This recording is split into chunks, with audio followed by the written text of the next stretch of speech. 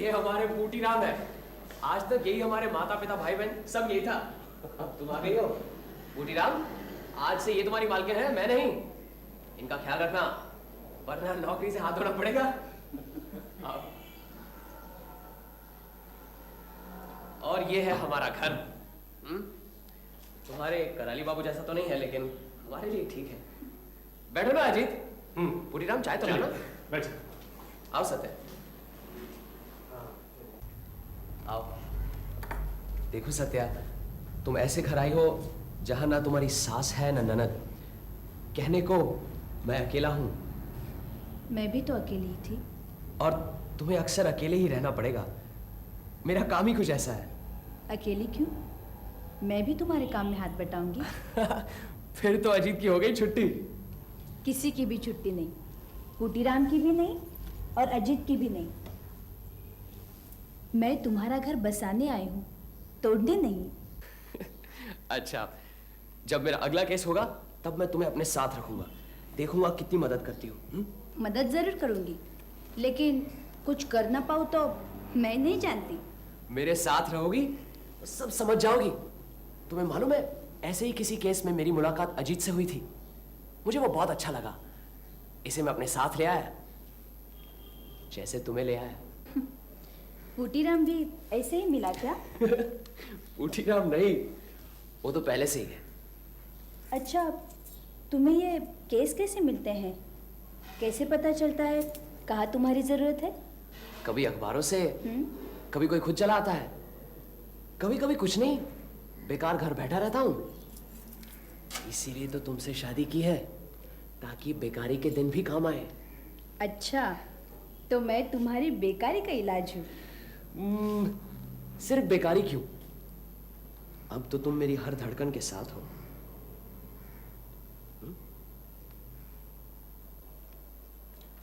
आज कोई खास खबर नहीं है। अरे है कैसे नहीं है, धांसू खबर है। सत्या, उसे भी आ जाने दो, उसे पता तो लगे क्या काम करते हैं। आ जाओ, बैठो। आज अखबार में खबर है, तो जाने माने आसामियों का शुभागमन हुआ है। कौन है वो? एक तो है शरद चंद्र चटर्जी के चरित्रहीन, जिनका आगमन विचित्रा सिनेमा हॉल में हुआ है। और दूसरे हजरत है रमानाथ न्योगी, जिनका शुभागमन अलीपुर जेल से हुआ है। शरद चंद्र के चरित्र को तो पहचानती हूँ, लेकिन ये रमानाथ न्योगी कौन है? चरित्रहीन की तरह रमानाथ न्योगी भी अपने वक्त के काफी शोहरत याफ्ता लोगों में से है। 8 साल पहले हर अखबार में मोटे मोटे अक्षरों में इनके कारनामे छपते थे। वो तो ठीक है, लेकिन ये हजरत है कौन? होने को तो सीधी सादी भाषा में चोर है, लेकिन छोटे मोटे धोती लोटा मार का चोर नहीं है। उनकी नजर हमेशा ऊंची थी। मारो तो शेर, लूटो तो लाखों। ऐसे तेज तरार और चौकस चोर आजकल नजर नहीं आते। ये तो दुर्भाग्य है हमारे देश का कि ऐसे महानुभाव आजकल बिल्कुल गायब हैं। निराश होने की कोई बात नहीं है। ये जो महानुभाव अब छूट कर आए हैं तो चुप बैठने वालों में से नहीं है। तुम देखना, ये रमानाथ न्योगी जरूर कुछ ना कुछ गुल खिलाएगा। हेलो, नमस्कार नमस्कार, कैसे याद किया? खून हो गया? ठीक है, मैं अभी आता हूं।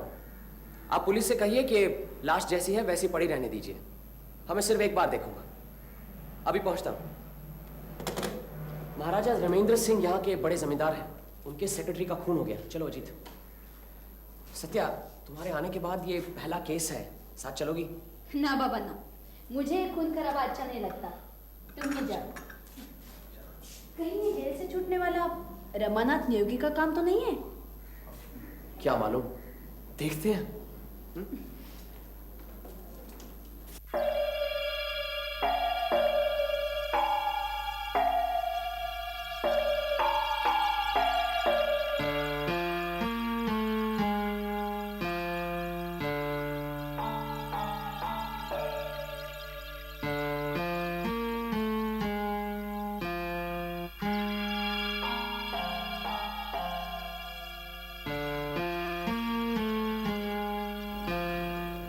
तस्वीरें ले ली हैं?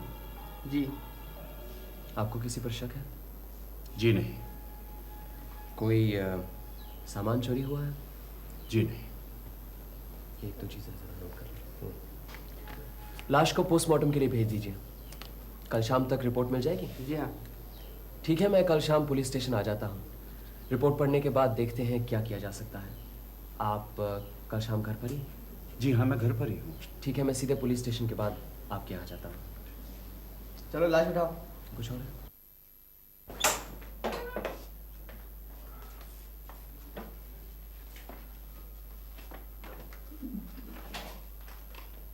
हरिहर जैसे सच्चे और ईमानदार नौकर बड़ी मुश्किल से मिलते हैं और उसी की हत्या हो गई, और वो भी एक पाशविक हत्या। हालांकि उसकी पुरानी जिंदगी कुछ अच्छी नहीं थी, और आप तो जानते हैं कि ऐसे गुमराह लोगों को अच्छे रास्ते पे लाने की हमेशा मेरी कोशिश रही है। हरिहर की पिछली जिंदगी अच्छी नहीं थी? क्या किया था उसने? चोरी, डकैती, 2500 बार जेल जा चुका था। पिछली बार जब जेल से सीधा छूटकर मेरे पास आया एक मिनट। हरिहर के बारे में अखबार में पढ़ा तो जरूर है, लेकिन वो इतना कम है कि उससे कुछ खास पता नहीं चलता। आप यूं सोचिए कि हमें कुछ नहीं मालूम, शुरू से सब बताइए। ठीक है, मैं शुरू से बता देता हूं। आज से करीबन 6 महीने पहले, अप्रैल का महीना था, हरिहर पहली बार मुझसे मिला। हजूर, मैंने आपका बहुत नाम सुना है, इसलिए आपके पास आया हूं। आप मुझे बचा लीजिए हजूर, मैं अपनी जिंदगी बदलना चाहता हूं। क्या करते हो? आपसे झूठ नहीं बोलूंगा हजूर, मैं कल ही जेल से करीब 7 साल बाद छूटा। 7 साल की जेल? क्या किया था तुमने? हजूर, सजा 8 साल की थी, लेकिन इस बार जेल में मुझे अपने आप से नफरत हो गई। सोचा ये भी कोई जिंदगी है। मैंने कसम खाई कि बस बहुत हो चुका, अब मुझे सुधरना चाहिए। मैंने सच्चे मन से जेल के सारे नियम कानून पालन किए, जेल में पढ़ाई लिखाई शुरू कर दी। मेरे अच्छे चाल चलन की वजह से मेरी सजा कम कर दी गई। करीब 1 साल पहले छूट गया हजूर। कितनी बार जेल गए हो? हजूर, जेल जाना मेरे लिए कोई नई बात नहीं थी। पिछले 30-35 सालों में मैं 6-7 बार जेल जा चुका हूँ। चोरी, डकैती, जालसाजी सब कुछ किया है, लेकिन अब और नहीं। आपका नाम सुना है, आप दयालु हैं, लोगों को समाज में वापस लाने में मदद करते हैं। अगर आप मुझे एक बार सच्चे रास्ते पर चलने का मौका दें तो मैं आइंदा कभी खराब रास्ते पर नहीं जाऊंगा। आपकी मुझ पर मेहरबानी होगी हजूर।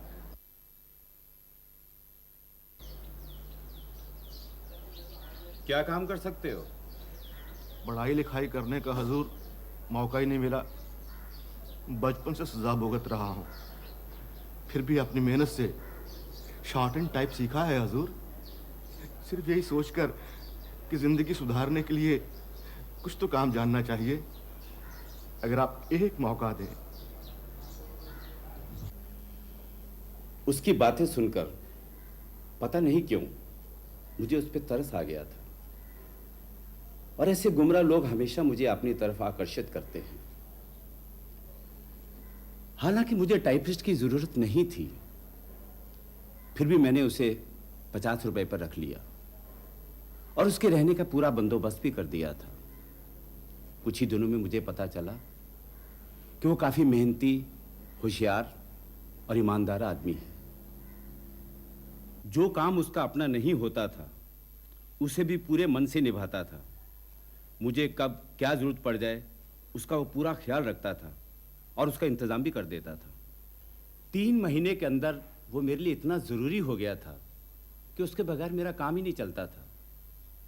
कुछ ही दिनों में मेरे सेक्रेटरी का देहांत हो गया, तब हरिहर को मैंने अपना सेक्रेटरी बना लिया। इससे आपके दूसरे कर्मचारी असंतुष्ट नहीं हुए? कुछ हुए जरूर, लेकिन मैंने किसी की परवाह नहीं की और अपने लोगों को मैंने समझा दिया कि जो सबसे लायक है उसे मैंने सेक्रेटरी बनाया है। हरिहर की जो पिछली जिंदगी थी, चोरी डकैती वगैरह, उसका किसी को पता था? हाँ, बुराइयां कहीं छुपती हैं क्या? कुछ कानाफूसियां भी हुई थी, लेकिन हरिहर का चरित्र इतना बदल गया था कि कोई उसके ऊपर उंगली नहीं उठा सका। मुझे लगता है कि उसकी गरीबी और बेरोजगारी ने उसे गलत रास्ते पर डाल दिया था, और जब उसके हालात सुधरे तो उसकी बुरी आदतें भी दूर हो गई और सब उसकी तारीफ करने लगे। मुझे नहीं लगता कि उसका कोई दुश्मन है। लेकिन जो हुआ, उफ, मैं तो ऐसा सोच भी नहीं सकता कि कोई इस तरह बेरहमी से किसी की हत्या कर सकता है। और आपको तो मालूम है, पोस्टमार्टम की रिपोर्ट के मुताबिक यह हत्या छुरे के वार से हुई है। मतलब गर्दन पे छुरी बाद में चलाई है? जी, पहले छुरे से मार डाला और बाद में गर्दन काटने की कोशिश की।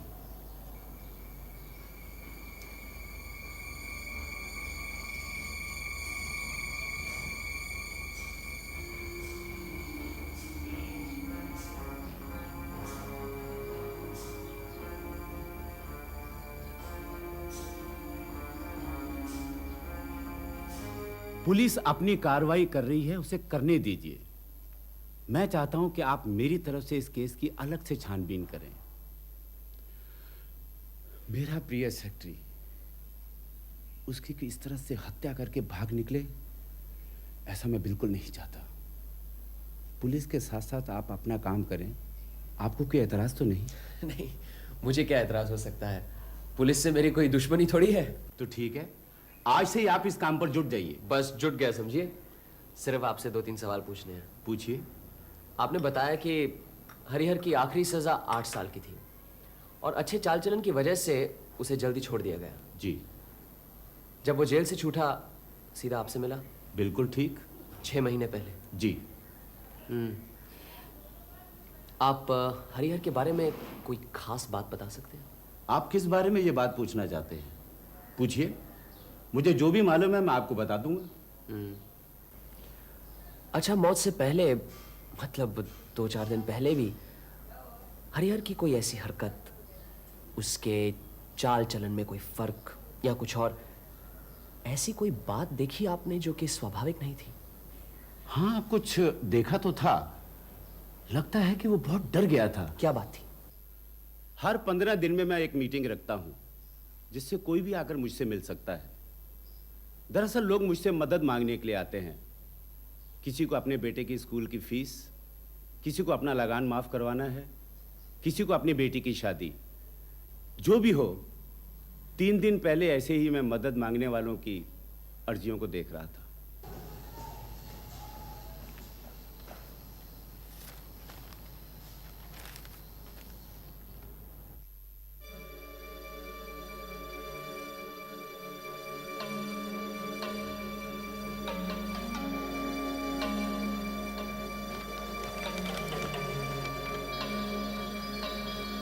क्या बात है हरिहर?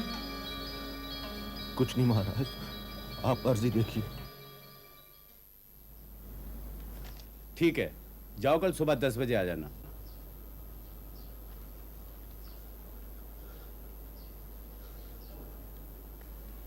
क्या बात है हरिहर, तुम्हारी तबीयत तो ठीक है ना? कुछ नहीं महाराज, कुछ नहीं, जरा सर चकरा रहा है। ठीक है, तुम जाकर आराम करो। वनमाले। क्या हुआ था उसे? कुछ कह नहीं सकता, शाम तक तो ठीक ठाक था। आपने कुछ ऐसा नहीं महसूस किया कि मदद मांगने वाले को देखते ही उसकी तबीयत कुछ खराब सी हो गई थी? हाँ, हो सकता है। हरिहर उस भिखारी को देखते ही परेशान हो उठा। आपने कुछ पता लगाया कि वो आदमी कौन हो सकता है? नहीं, हर 15 दिन के बाद 8-10 आदमी मदद मांगने के लिए आते हैं। मैं किस किस के बारे में पूछताछ करूं? अच्छा, एक बात बताइए, करीबन 8 साल पहले आपके यहाँ से एक कीमती लाल नीलम चोरी हो गया था? हाँ, गया तो था, लेकिन अभी तक वापस नहीं मिला। और उसे हासिल करने के लिए आपने 5,000 रुपए इनाम का ऐलान भी किया था। जरूर किया था। क्या मैं पूछ सकता हूँ वो इनाम आज भी कायम है? अरे कमाल है, यही सवाल मुझसे हरिहर ने भी किया था। अच्छा, कैसे कैसे? तब वो मेरा टाइपिस्ट था और उसे नौकरी में आए 1 महीना ही हुआ था। महाराज, आपका जो नीलम चोरी हो गया था, अगर वो आपको वापस मिल जाए तो आप 5,000 का इनाम देंगे? ये तो बात बहुत पुरानी हो गई है हरिहर। अब तक तो पुलिस ने फाइल भी बंद कर दी होगी। मुझे मालूम है हजूर, अगर वो नीलम मिल जाए तो? क्यों नहीं? अगर मेरा वही नीलम मुझे वापस मिल गया तो तुम्हारा इनाम जरूर दूंगा। महाराज, अगर आज मैं भी वही सवाल करूं तो क्या आपका जवाब भी वही होगा? हाँ हाँ जरूर, लेकिन हरिहर का कातिल कौन है आप जानना चाहते हैं? मेरी समझ में तो कुछ भी नहीं आ रहा। और आपको कातिल का पता भी चल गया? जी, लगता है पता चल गया, लेकिन कातिल को गिरफ्तार करने के लिए जो सबूत और दलीलें पेश करनी होंगी उन्हें इकट्ठा करना पुलिस का काम है। लेकिन सबसे पहले कातिल का पता लगाना है। एक बार उसका पता लग जाए फिर उसके घर की तलाशी लेकर जो सबूत इकट्ठे करने होंगे वो कोई मुश्किल काम तो है नहीं। लेकिन ये बड़े ताज्जुब की बात है कि आप सचमुच हत्यारे को जानते हैं। आपको पता कैसे चला? आपसे किए गए चंद सवालों के जवाब से। फिलहाल तो मेरा अनुमान है, लेकिन मुझे पूरा यकीन है कि मेरा अनुमान गलत नहीं हो सकता। अच्छा, तो बताइए हत्यारा कौन है? हत्यारे का नाम है रमानाथ नियोगी। रमानाथ नियोगी? ये नाम तो कुछ जाना पहचाना सा लगता है। अरे अरे, ये तो वही है। जी हाँ, यही हजरत 8 साल पहले आपके यहाँ से काफी हीरे जवाहरात के साथ वो लाल नीलम चुरा ले गया था। और वही उस दिन आपके सामने अर्जी लेकर मदद मांगने आया था, जिसे देखकर हरिहर घबरा गया। क्या कह रहे हैं आप? उस लाल नीलम के लिए तो उसकी जेल में पूरी तलाशी करवाई थी और उसके पास तो कुछ भी बरामद नहीं हुआ। तब शायद उसके पास वो नीलम नहीं था। मेरी कुछ समझ में नहीं आ रहा है। अगर 8 साल पहले रमानाथ नियोगी ने वो लाल नीलम चुराया था और फिर तलाशी करने के बाद उसके पास वो नीलम नहीं मिला, तो फिर नीलम गया कहाँ? दूसरी बात, मेरी समझ में नहीं आता कि अगर नीलम चुराया था तो उसने हरिहर की हत्या क्यों की? ये हरिहर की हत्या और नीलम की चोरी का आपस में क्या संबंध है? काफी संबंध है, सब पता लग जाएगा। अजीत, क्या वक्त हुआ है? 11 बजे। 11। अब आपका और वक्त नहीं लेंगे। आप आज शाम को मेरे यहाँ आने की तकलीफ कीजिए, सब पता चल जाएगा। हो सकता है आपका नीलम भी वापस मिल जाए। मेरा नीलम मुझे वापस मिल जाएगा? ये क्या बात कर रहे हैं आप? जी, मैं कोशिश करूंगा। आप 7 बजे आइए तो सही। अरे फिर तो सचमुच कमाल हो जाएगा।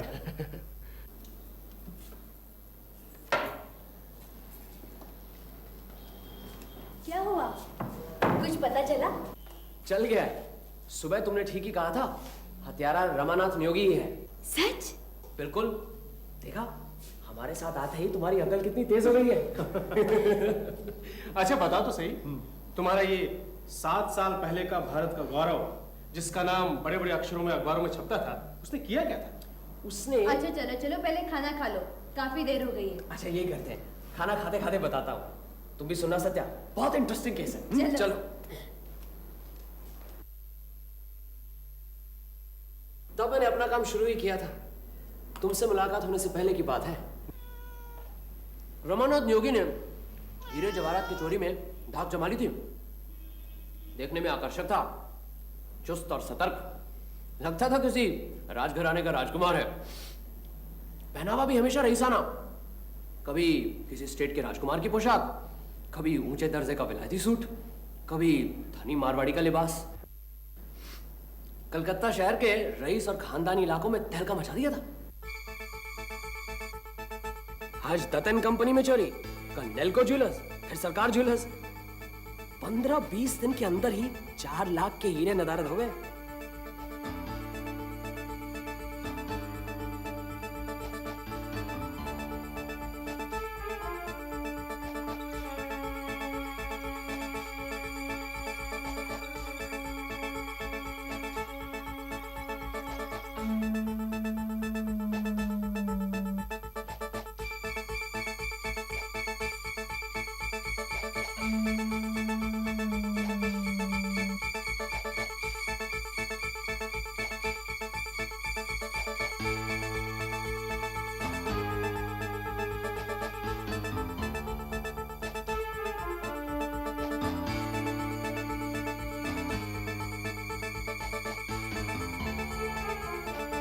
फिर एक दिन रमानाथ नियोगी की नजर महाराजा रमेंद्र सिंह के बंगले पर पड़ी। धनी रमेंद्र सिंह का शौक था दुर्लभ और नामी हीरे जवाहरात इकट्ठे करने का। एक कमरे में उन्होंने एक कांच के शोकेस में ये सब हीरे जवाहरात सजा कर रखे थे। काफी पहरा रहता था। फिर भी एक रात रमानाथ नियोगी अपना कमाल दिखा गया।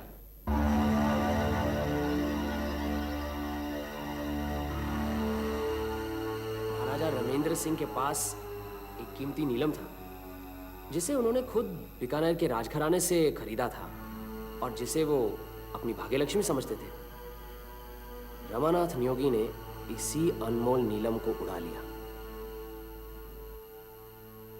फिर नीलम के बारे में तुम्हें कुछ मालूम है?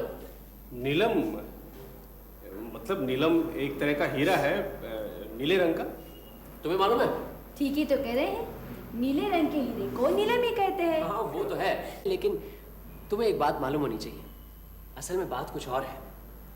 हमारे मुल्क में नीलम की कीमत उसके वजन से नहीं, उसकी तासीर पर होती है।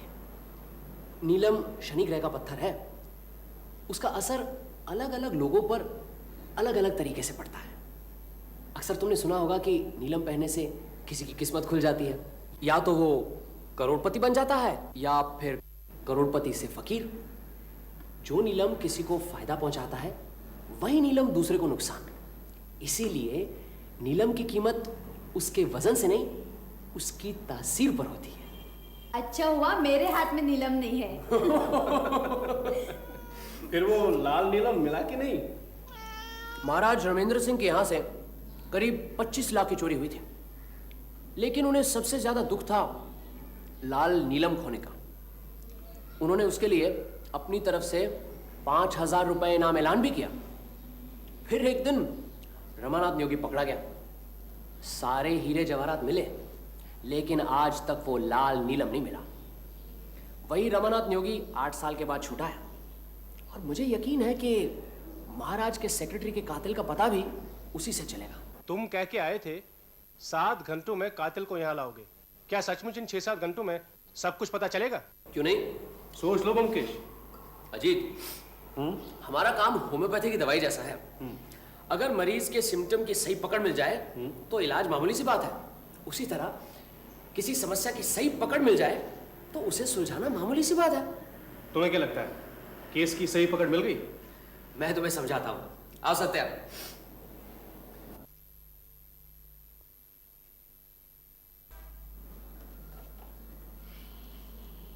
इस केस की जड़ है रमानाथ नियोगी, और हमारा पहला काम यह होगा उसके बारे में पता लगाना। किस जेल में है या था, उसकी सजा क्या थी, कितने दिन जेल में रहा, और अगर छूट गया है तो कहां है। अजीत, जेल डिपार्टमेंट में हमारी पहचान के पंकज बाबू हैं। मुझे यकीन है कि वो सब कुछ छोड़कर पहले हमारी मदद जरूर करेंगे। पंकज बाबू को तो मैं भी जानता हूँ। मैं करूँ ये काम? हाँ, तुम भी जा सकते हो, लेकिन सवाल यह है इस केस को 3-4 घंटे के अंदर ही सुलझाना। इसीलिए मैं खुद ही जाता हूं। पंकज बाबू के यहां से रमानाथ नियोगी की जेल यात्रा या रिहाई की खबर लेकर मैं सीधा उसी पुलिस स्टेशन जाऊंगा जहां ये केस दर्ज है। वहां हर क्रिमिनल का रिकॉर्ड रहता है। वहीं से रमानाथ नियोगी का पता लगा लूंगा। फिर पुलिस की मदद से सर्च वारंट और अरेस्ट वारंट निकलवा दूंगा। मतलब कि जैसे भी हो और वो जहां भी हो, 7 बजे के अंदर उसे यहां लाऊंगा। इसलिए मैं खुद ही जाता हूं। सिर्फ 3 घंटे और 20 मिनट है, मैं निकलता हूं।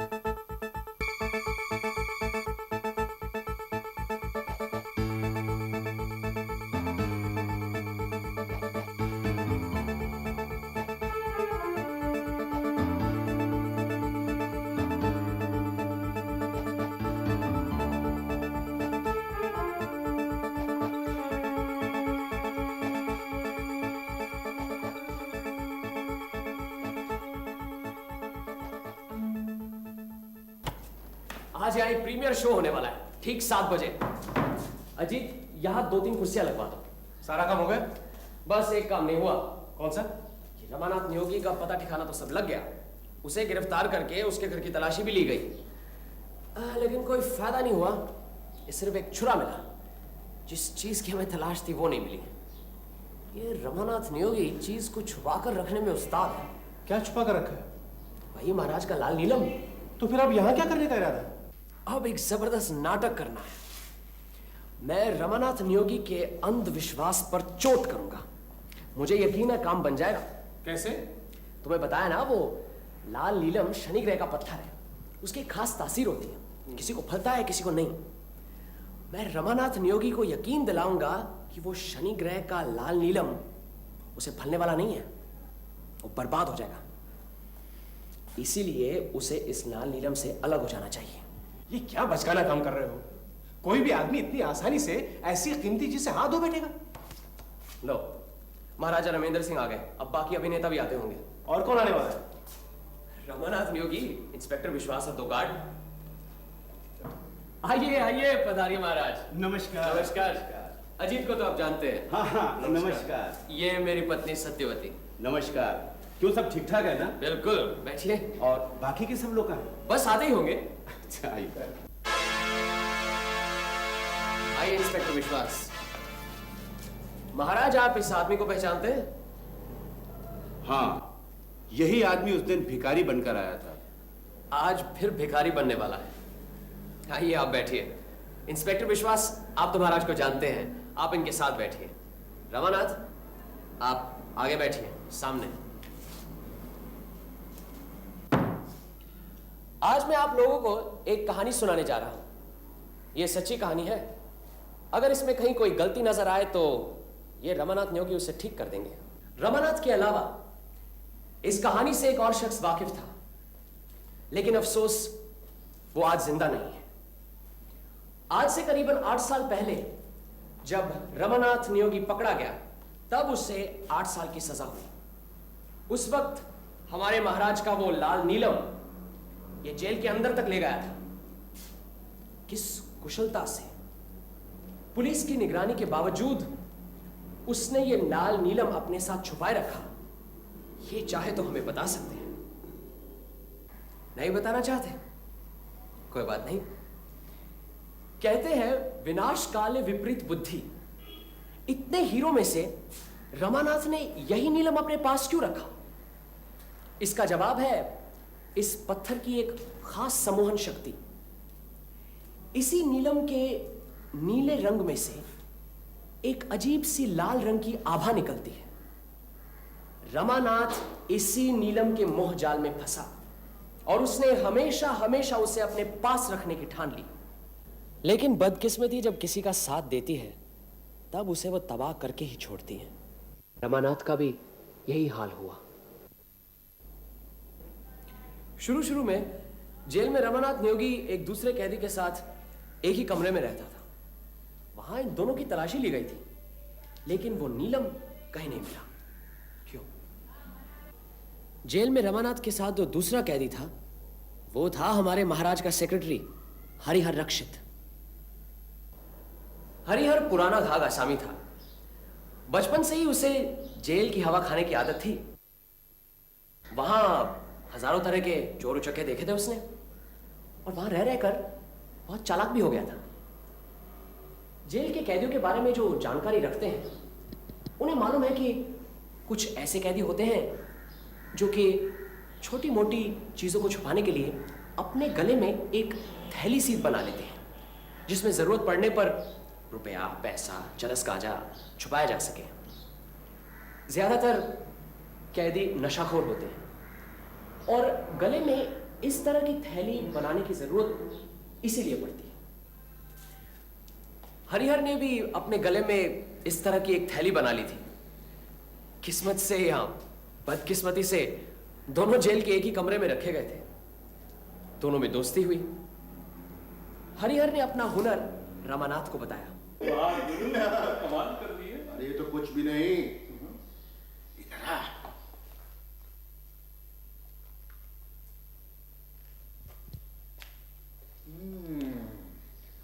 चमत्कार दिखाऊं? हैं?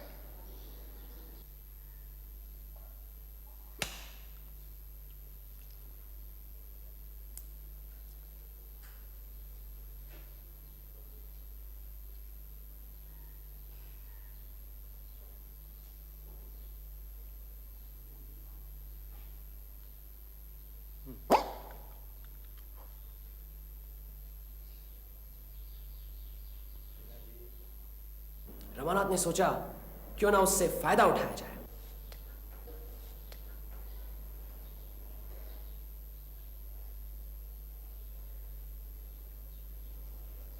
उसने हरिहर को वो नीलम दिखाया।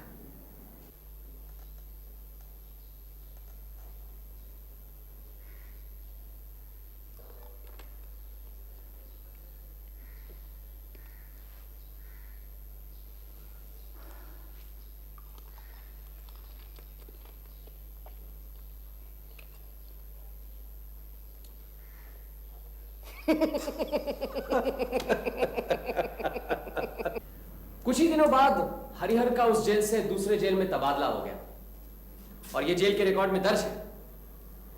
हरिहर ने रमानाथ के साथ विश्वासघात किया। वो अपने गले में नीलम दबाकर ही चला गया और रमानाथ देखता ही रह गया।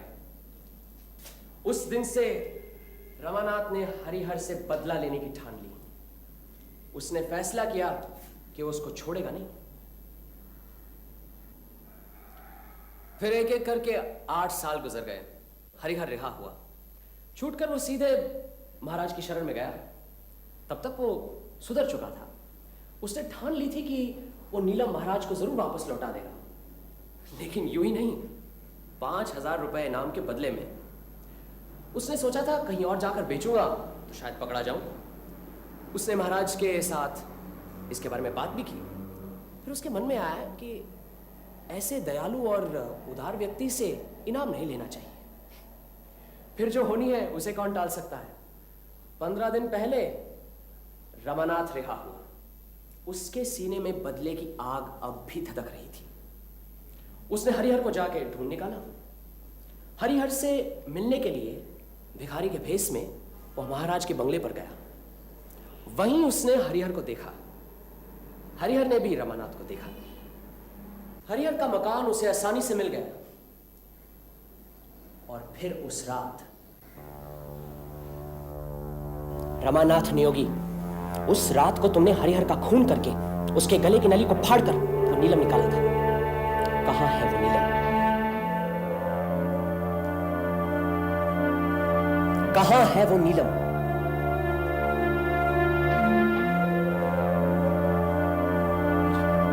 मुझे कुछ नहीं मालूम। मैंने हरिहर का फोन नहीं किया। मैं नहीं जानता हरिहर कौन है। मैं नहीं जानता। कहां है वो नीलम? मेरे पास कोई नीलम उलम नहीं है। आपने जबरदस्ती मेरे घर की तलाशी करवाई और जब वहां कुछ नहीं मिला तो मुझे यहां पकड़ लाए। आप सब गैर कानूनी काम कर रहे हैं। मैं सबकी रिपोर्ट करूंगा। मुझे कानून अच्छी तरह मालूम है, अच्छी तरह मालूम है। रमानाथ नियोगी, तुम्हें नहीं मालूम वो लाल नीलम एक भयंकर और विनाशकारी पत्थर है। तुम उसके मुंह में फंसे हो। वो किसी को फलता है तो किसी को तबाह कर देता है। जरा सोच कर देखो, जब वो तुम्हारे पास नहीं था तब तुम ऐश कर रहे थे। तुम्हें कोई हाथ भी नहीं लगा पा रहा था। इस नीलम पर कब्जा करने के बाद तुम पकड़े गए। तुम्हें लंबी सजा हुई। जेल में तुम्हें हरिहर ने दगा दी। उसका क्या हाल हुआ ये तुम्हें अच्छी तरह मालूम है। फिर उसने वो नीलम अपने गले में छुपाया। उस गले की क्या दुर्दशा हुई ये भी तुम्हें अच्छी तरह मालूम है। अगर अभी तुम अपना भला चाहते हो तो उस नीलम के मायाजाल से निकल जाओ। वापस कर दो वो नीलम। वो नीलम नहीं, तुम्हारे लिए एक जहरीला नाग है। अगर तुम उसे हाथों में पहनोगे वो तुम्हारे हाथों की हथकड़ियां बन जाएगा। अगर तुम उसे गले में पहनोगे वो फांसी की रस्सी बनकर तुम्हारी जान ले लेगा। तुम कुछ भी करो वो तुम्हारा सर्वनाश करके ही छोड़ेगा। तुम्हारे लिए उसकी यही तासीर है। नहीं चाहिए नीलम, मुझे नहीं चाहिए। ले जा नीलम, ले जा नीलम। नहीं चाहिए नीलम, मुझे बचाओ। नहीं चाहिए मुझे। बचा मुझे, मुझे बचा, मुझे नीलम नहीं चाहिए, मुझे बचा, मुझे बचा,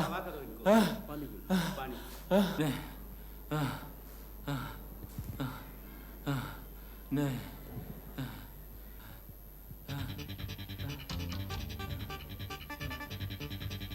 ये लीजिए आपका नीलम। धन्यवाद।